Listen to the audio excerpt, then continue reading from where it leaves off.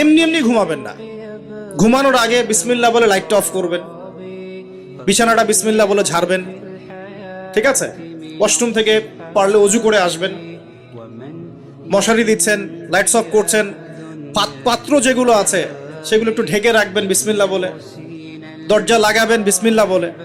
এরপর 3 বার পড়বেন সূরা ইখলাস একবার, সূরা ফালাক একবার, সূরা নাস একবার, পরে হাত একত্রিত করে ফু দিয়ে গা মাসাহ করবেন। এই কাজটা 3 বার করবেন। একবার আয়াতুল কুরসি পড়বেন, সূরা বাকারার 255 নম্বর আয়াত, আল্লাহু লা ইলাহা ইল্লা হুয়াল হাইয়ুল কাইয়ুম, এটা শেষ পর্যন্ত। এরপর সূরা বাকারার শেষের 3টা আয়াত পড়বেন, লিল্লাহি মা ফিস সামাওয়াতি, এখান থেকে ফানসুরনা আলাল কওমিল কাফিরিন পর্যন্ত। তারপর ডান কাতে পাশ ফিরবেন, বলবেন আল্লাহুম্মা বিইসমিকা আমুতু ওয়া আহইয়া। হাত নিবেন, হাতে গুনতে থাকবেন সুবহানাল্লাহ সুবহানাল্লাহ সুবহানাল্লাহ 33 বার, আলহামদুলিল্লাহ আলহামদুলিল্লাহ আলহামদুলিল্লাহ 33 বার, আল্লাহু আকবার আল্লাহু আকবার আল্লাহু আকবার 34 বার। ঘুমিয়ে যাবেন।